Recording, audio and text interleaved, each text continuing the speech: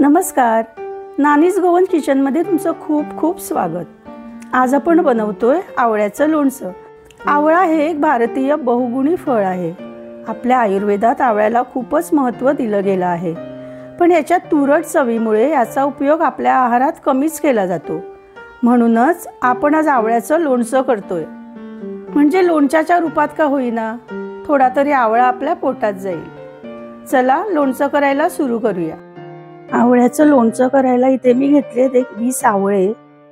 हे एक 5 मिनिटं कुकरमध्ये वाफवून घेतले. आपले आवळे आता वाफवून तयार आहेत. याचे आता छोटे छोटे तुकडे तयार करून घेऊया.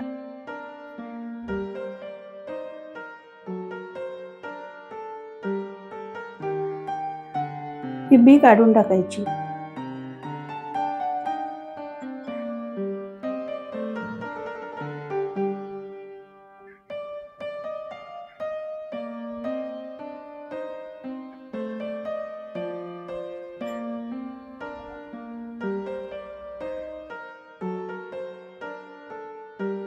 आवळ्याचं लोणचं करायला आपल्याला आणखी काय काय साहित्य लागणार आहे ते आता बघूया. हे आपले आवळे तुकडे तयार करून घेतले. 4 टेबलस्पून मिरची पावडर, 4 टेबलस्पून मोहरी, 1 टेबलस्पून मिरी, अर्धा टेबलस्पून मेथी, एक मोठा तुकडा हिंग, खडा हिंग घेतलाय, छोटे तुकडे करून घ्यायचे, आणि अर्धा टेबलस्पून हळद. तसंच आपल्याला लागणार आहे पाव लिटर तेल. सगळ्यात आधी आपण याच्यात मीठ आणि अर्धा टेबलस्पून साखर घालून याला व्यवस्थित मिक्स करून ठेवायचं.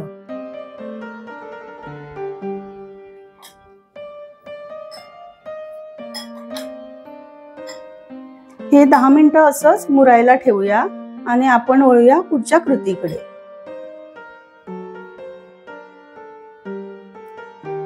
सगळ्यात आधी एक पाव लिटर तेल,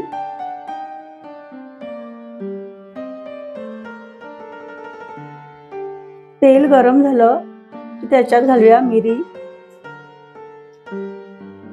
हिंग, मेथी. गॅस अगदी बारीक ठेवायचा. आणि सगळ्यात शेवटी मोहरी.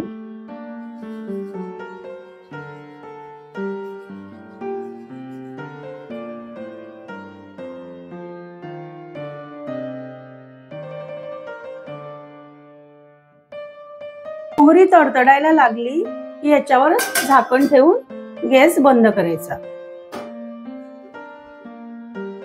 हे आता दोन्ही मिक्स करून घेऊया.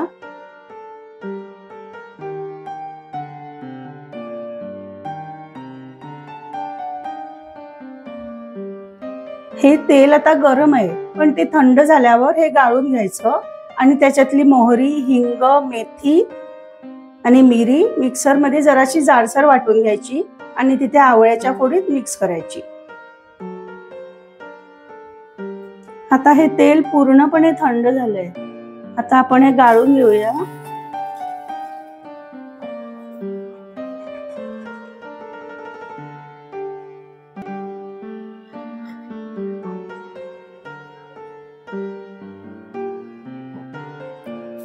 आणि ही मोहरी मिक्सर मध्ये जाडसर वाटून घेऊया.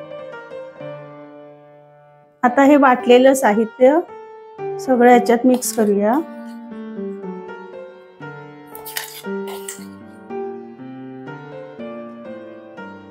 आणि थंड झालेलं तेल.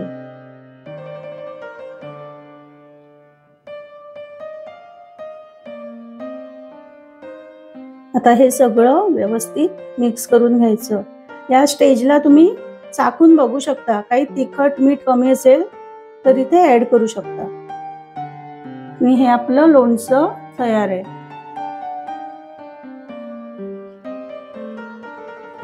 एका हवाबंद डब्यात असं सगळं लोणचं भरून ठेवायचं आणि वरून राहिलेलं तेल घालायचं, म्हणजे वर्षभर अजिबात खराब होत नाही।